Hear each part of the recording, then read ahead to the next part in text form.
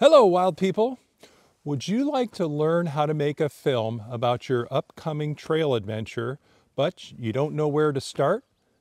Well, today I'll offer you 15 tips to help you make better videos of your backpacking treks, whether it's for a vlog, a documentary, or somewhere in between.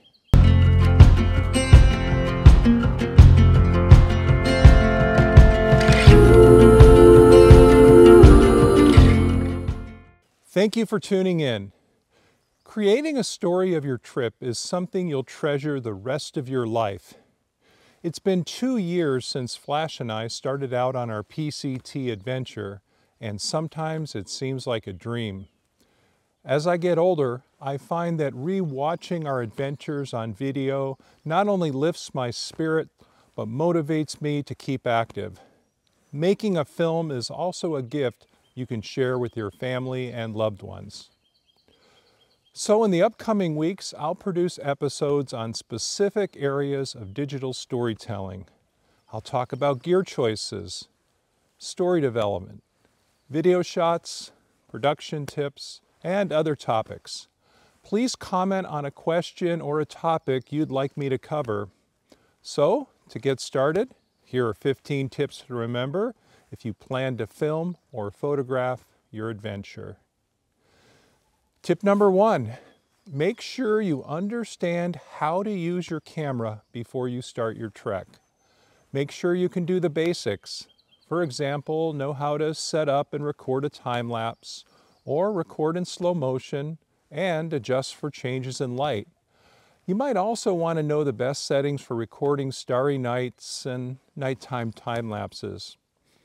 If your camera allows you to program in cinema settings for normal light video and another setting for slow motion, then do it. Try your best to get off auto mode.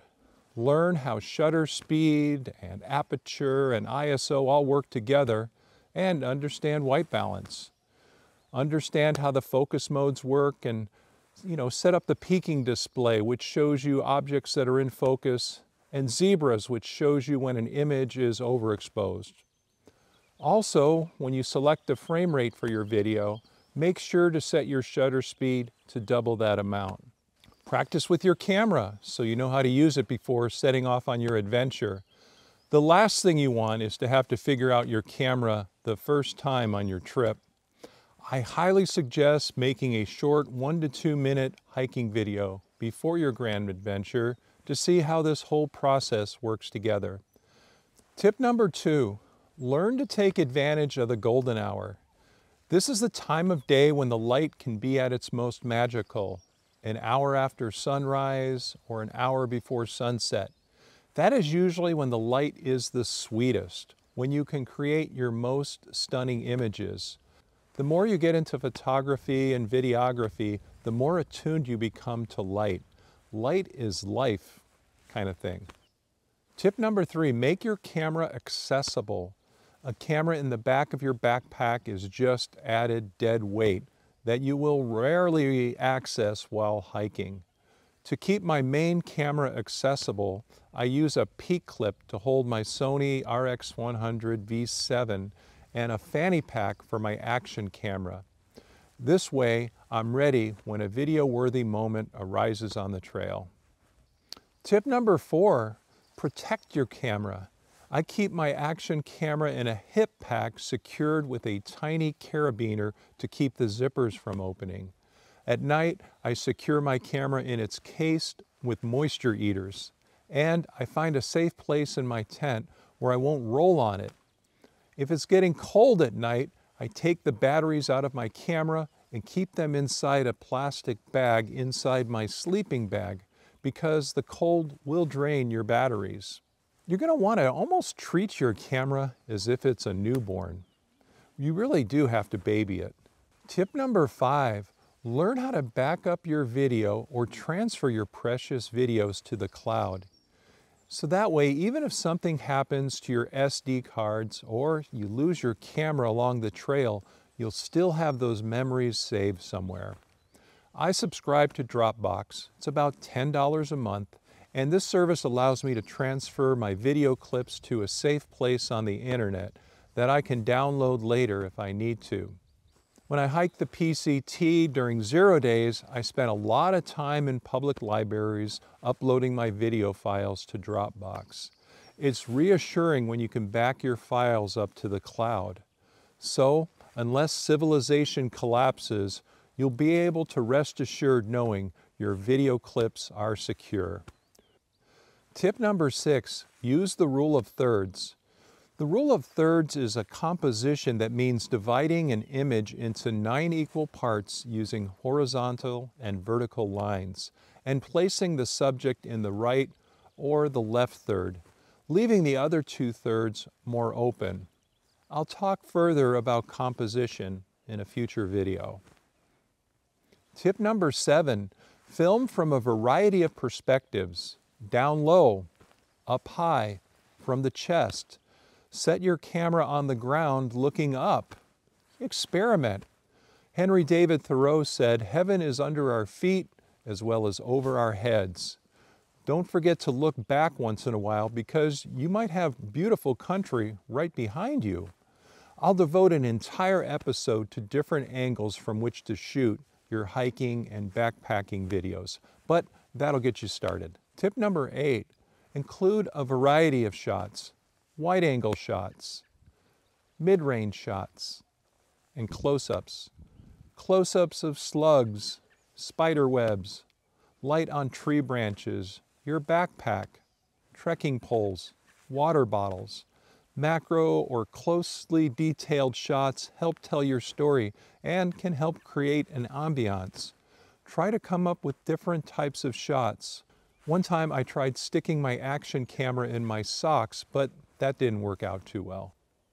Tip number 9, if you're trying to capture sound with your videos, use an external microphone with a wind diffuser. Getting good sound is harder than acquiring good video. Your camera should have a sound meter on it, so adjust the sound meter so that it lives around 12 on the meter, or where the peaks just begin to touch the orange, but not the red. That means your sound will be too harsh. Tip number 10, let me talk about one mistake and one opinion I have about the 2 types of shots I see a lot of in hiker videos that I think you should guard against. One is hikers videotaping their feet as they walk, and the other is making fast pans from side to side. When you're making your pans from side to side or up to down or down to up, go very slow. Yes, you can slow down the video in post, but if you were shooting at a normal frame rate, say 24 frames per second, your video will look jittery if you slow it down in post. Hiker feet shots make me a bit nauseous, but maybe you like them. Try another idea. Film your feet from the side, use an action camera on a selfie stick, and then rotate the video in post to create what I think is a nice foot shot. Tip number 11, carry a tripod even though it's a pain. Now, I bought a very light tripod from Amazon Basics, for $14, which can fall apart if you're not very careful. Or you could also bring a selfie stick with a tripod on it. Tripods will ensure you're getting a steady shot and you can do some self-recordings a lot easier. So for example, when I'm in the trail, in the morning, I put away one of my trekking poles, and then I use my tripod as my other trekking pole. And when I see a nice shot, I pull out my camera, put it on the tripod, and then things are golden. Tip number 12, use ND filters. These will cut the light or glare and allow you to use a slower shutter speed to get richer videos. ND8s and 16s are adequate for me because I try to film when the light is not too harsh unless I encounter something photo or video worthy.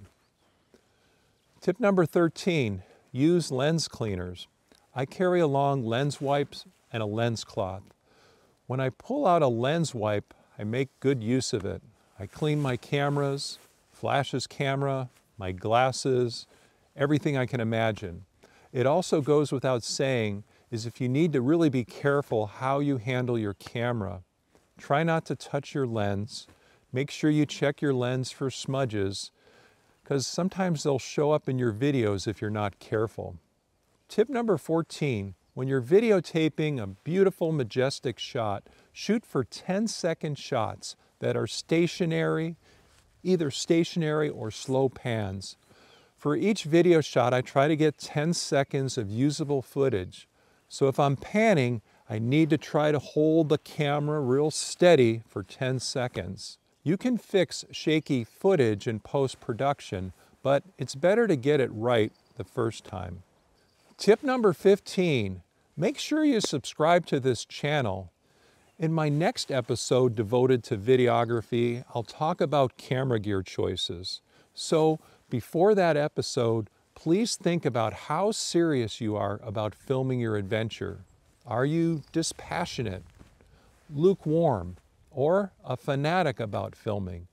This is an important question to answer when you choose the type of video or photo gear you'll want to bring along on your trip. Well, wild people, I hope you get a chance to weave these tips into your video repertoire. I think most of them are pretty solid, and if you practice them, you'll improve the quality of your videos and pictures. As I mentioned before, my next episode on videography will be devoted to camera gear options. So please make sure you subscribe to this channel, and please hit the like, comment, share, and hit that notifications button. You can also follow me on Facebook on AK Wild One. And so, until we meet again, live wildly, my friends.